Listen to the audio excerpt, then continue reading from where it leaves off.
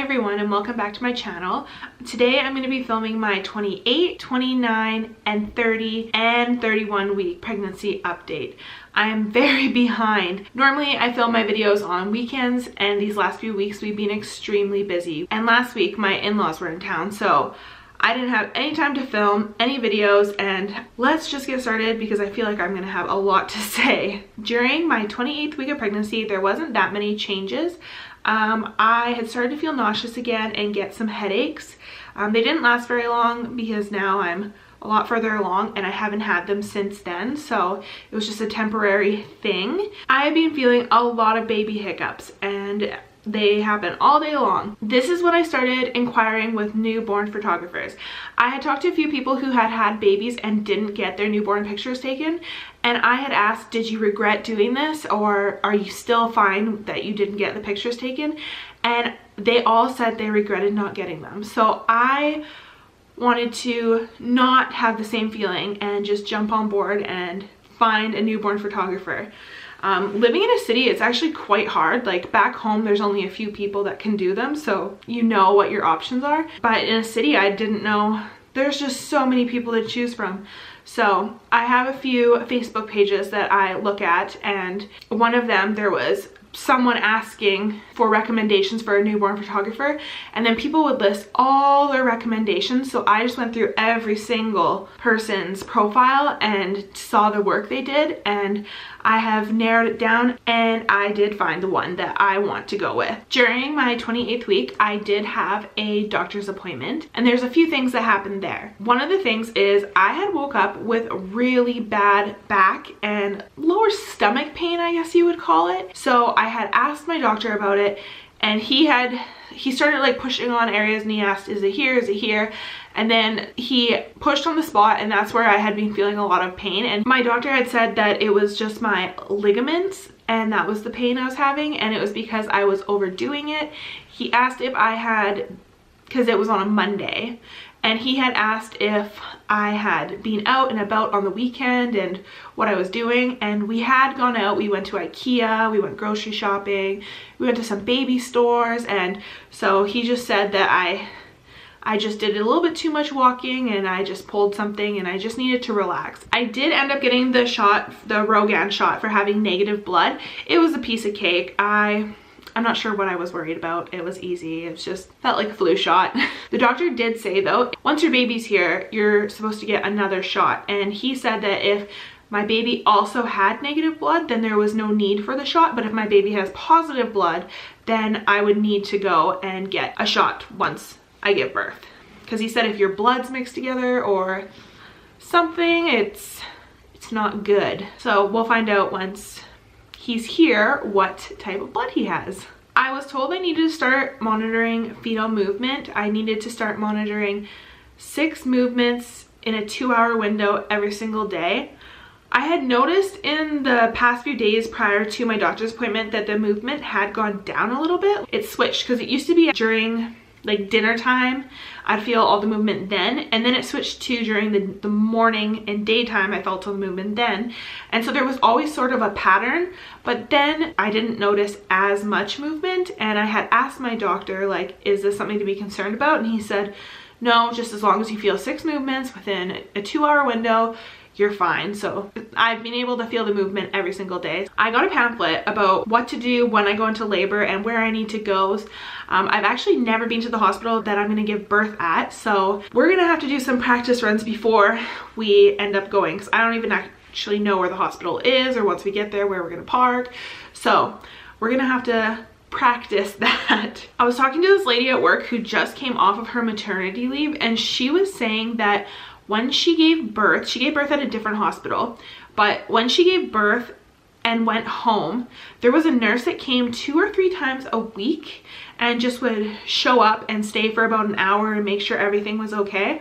I think that's really weird. I don't really want that to happen. Like back home where I'm from, you go to the hospital, have your baby, you go home, and then you just go to your doctor's appointments. If you have any concerns or questions, you ask them then. So I just figured like it would still be like the same thing, but she said that the doctor or the nurse, showed up for the first 6 to 8 weeks of her baby being born. And I just thought that was kind of, I don't know how I feel about that, having someone just come over. And she said she still had to go to all of her doctor's appointments, so it wasn't like the nurse replaced the doctor's appointments, it was both. So like I don't know, I'm pretty sure I'm just gonna be a hot mess and I don't really want someone in my space. So at this doctor's appointment, I was 28 weeks and my baby was measuring 30.5 weeks. So still measuring big. And I'll talk about that more in this video about my next doctor's appointment that happened when I was 30 weeks. I mentioned in my previous update that when I went and got my blood work done, I also had to get a urine sample, and they told me that they thought I had a UTI. So they asked me to go back and give another urine sample because they didn't want to treat a UTI if I didn't actually have one. They said there could be ways to contaminate the sample or it just wasn't handled right. So they asked me to go back and give another urine sample, and I did, and I ended up not having a UTI. During my 29th week, there was a few more things that had happened. As you can see behind me, we have accumulated some baby stuff. We did go in and order the crib, and they told me like I had to wait a certain amount of weeks. And then when we went in a week or so later to order the dresser, they actually had it in stock. So we got to take it home that day and set it up. So that was a really exciting thing. So we've really started accumulating. I feel a little bit more prepared. I feel still unprepared, but we're getting there. I have started to get acid reflux. I have been taking Tums and they do help. I got the berry flavor and they taste pretty good. So I don't mind taking them at all. But if I forget to take them to work, I am just not a happy camper. So I have to make sure I pack a few with all my daily vitamins that I take, because I normally take them at work because I get there so early in the morning. I've been having back pain, and there's not much I can say about that because I'm just gonna sound like a big complainer. I've started to get some acne on my face. Generally, I have really clear skin. It doesn't really break out that much. The only time I really had an issue with my skin is when I went off my birth control pills right before I got married. And at my wedding, my skin was fine. And then right after, it was like I was going through puberty all over again. And my skin got so bad. But since then, like I cleared it all up and I just have never really got that bad of acne. And during my 29th week of pregnancy, I started to get it on my chin and like right here. And yeah. I'm not that great at dealing with it because I don't really know what to do since I've always had very clear skin. I wrote down that the baby's been having a lot more hiccups, but I mentioned for my 28 weeks, that's when the hiccups started. And so in my 29th week, I guess I noticed they had increased. We have picked our baby's name, which is so exciting. We've always been dead set on the first name. The middle name is what we've been really having troubles with. I thought we were dead set on one name, and then one day my husband was just like, I don't really think that that's the name I want to go with. So we're back to trying to figure it out, and we have figured it out. We have even figured out a girl's name, first and middle name, when we have a girl, if we have a girl. I wrote down that I have been getting out of breath a lot more. During my 30th week of pregnancy, we had got the crib. So there's a long story behind the crib. When I had ordered it, they told me it would take 8 to 12 weeks to get in. And my husband was like, oh, just call, just see where they're at with the crib. And so I called and they said, oh, it looks like we've ordered your crib. It's not in yet. But when we got the dresser, they had one in stock. So I asked, oh, do you guys just have any of the crib in the stock? And he's like, oh, let me look in the system. And he was like, oh, we actually don't have any at this location, but we have 3 of the same crib you ordered at our north location. And I was like, well, since you're the exact same store, you guys, like, can I get one of the ones from the north location? And he was like, oh, let me just speak to my manager about this. We talked on the phone for over 20 minutes about this, and he was like, oh no, sorry, we can't give you a crib at our north location because you ordered from our manufacturer and those cribs came from our warehouse, which is in Canada. And so, no, sorry, we can't do that. And I was like, it just doesn't make sense. Like, no, like, I've already paid for the crib. Like, why can't, like, I just think that I should be able to have one of those ones since they're not even claimed yet. And it's the exact same crib I ordered. Same style, same brand, same color, same everything. Towards the end of our conversation, I was getting very frustrated. And I said, fine, I will wait until when my crib that I ordered is in, even though I don't agree with this, but I'm going to cancel my registry and I will take my business for every other product that I want to buy and I will bring it elsewhere, because it just, I don't know why I can't have this. And so then he's like, oh, I'll put you on hold one more time, let me see what I can do. He put me on hold and they were able to give me the crib. He said, yeah, sure, you can go, we'll send you an email saying we're allowing you to pick up at our north location. We've already called them, they're aware of this. So yeah, go ahead. And I was like, what? Why couldn't you just, like, why in the beginning of this conversation couldn't you just say, oh yeah, sure, let me see what I'll do, and just allow me to go get it? Why did I have to argue my point for over 20 minutes and then be allowed? So yeah, we got the crib early. We should technically still not have it, which is crazy, but we have it and I'm very happy because it just puts the room together that much more. I haven't got a mattress for it yet. I was looking at I believe the mattress that I was looking at to begin with was the brand Nook, but they're very expensive. The one I wanted was $335. And not saying my baby's not worth $335 to lay down in a crib, but I just wasn't sure if, like, there is still good quality mattresses out there, not at that price tag. So I'm gonna do some research and to try to find a less expensive mattress. During this week, I started snoring like crazy.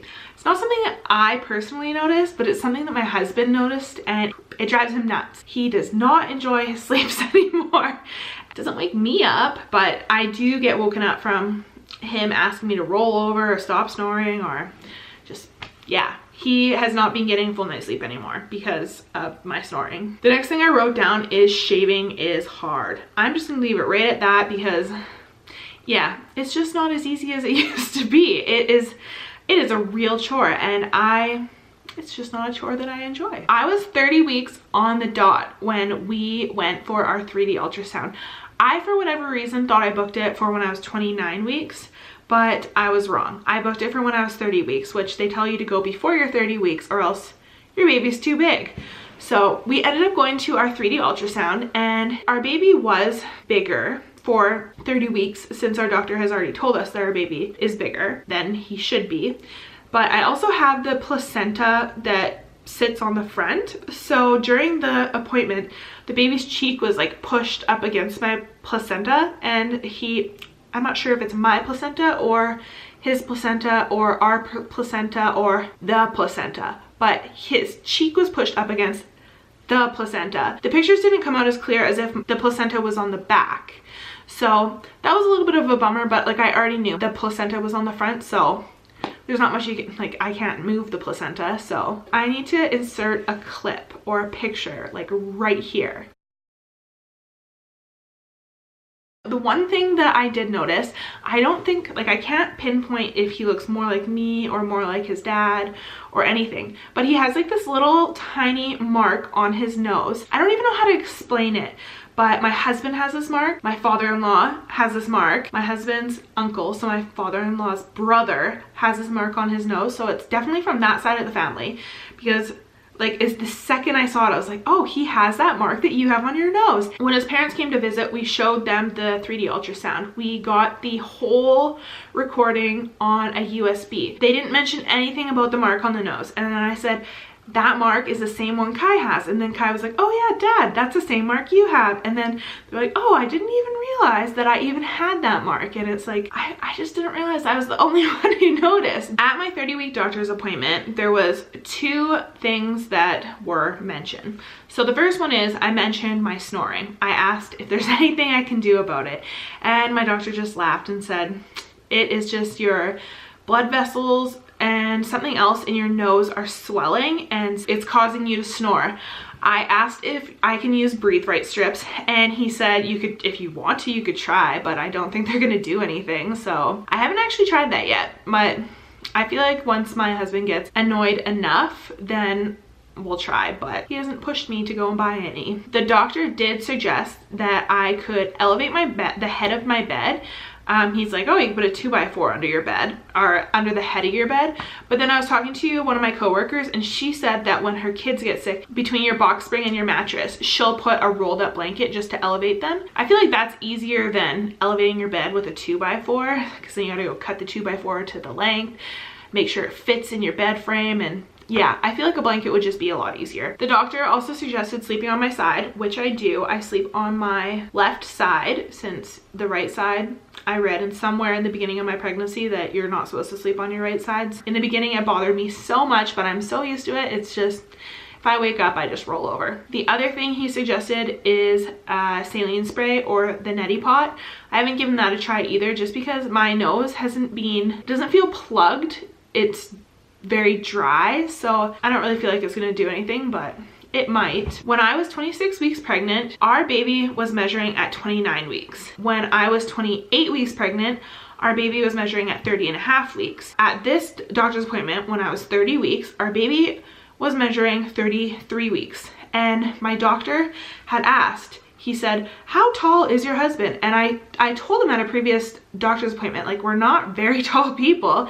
And I said, my husband's like 5'8", 5'9". And he's like, you're right. He's not like super tall. He was thinking something like over 6 feet tall. But I was like, no, like, we're really like, we're not short, but we're not very tall. And he's like, that's very weird. He's like, your baby has measured big for the last 3 doctor's appointments. And he said, so he wants me to go for another ultrasound, and he wants to see what the results are of the ultrasound. And he said that he might be moving my due date. He said, don't get your hopes up though, because your due date might stay the same. But he said, there is a possibility of your due date changing. Yeah, now I'm just waiting for my ultrasound and then my doctor's appointment. During my 31st week of pregnancy, there was some more symptoms, changes that had happened. I have become so uncomfortable. I went to work one morning. I ended up going home that day because I could not handle it anymore. I was just so over it, and I'm still so uncomfortable, but that day I was so done. If they do move my due date, that is a few less weeks of being uncomfortable. I have been out of breath so much more. It's just the further I've got along, the more out of breath I have got. I've started to have some hot flashes. Hot flashes are not fun. I've always heard my mom saying like, oh, I'm having a hot flash, and like, oh yeah, okay mom, but like, no, they're not a good time. I have been so cranky. I just have had like a short fuse. People, like, just things annoy me so much more. And I feel like it's just a combination of everything I've mentioned in this video. I'm still so excited, and I feel like this whole video is just me complaining and saying all these negative things. Like, I still enjoy my life. I booked my ultrasound for the day before my doctor's appointment. So this is the very first ultrasound appointment that my husband will not be able to go to with me. I feel like we went to more ultrasound appointments than normal. Like, I feel like people don't have this many ultrasound appointments during their pregnancy. But then there was like 2 that were my call. Like, we did do the genetics testing just because it was an extra ultrasound appointment, because people normally only have 2. So we went to the genetic testing because they do an ultrasound appointment and the blood work, and I just wanted to have this one extra time. And then we also did the 3D ultrasound. I did end up booking my newborn photographer. She does such amazing work. I'm so excited.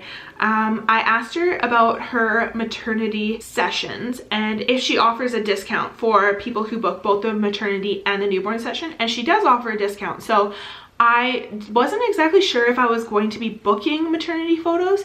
And my sister, she had a baby 2 years ago. I had asked her because she took some pictures on her own. And I said, do you regret not doing your maternity pictures? And she said 100%. So I'm still gonna have to talk to my husband about it, but I think I think we're gonna actually do that. I'm gonna end the video here.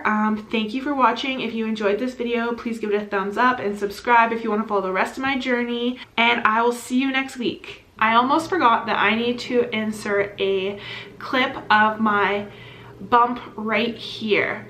It's not going to be a 1 week difference from my last video because this is a few weeks all put together. All right, so here is my bump.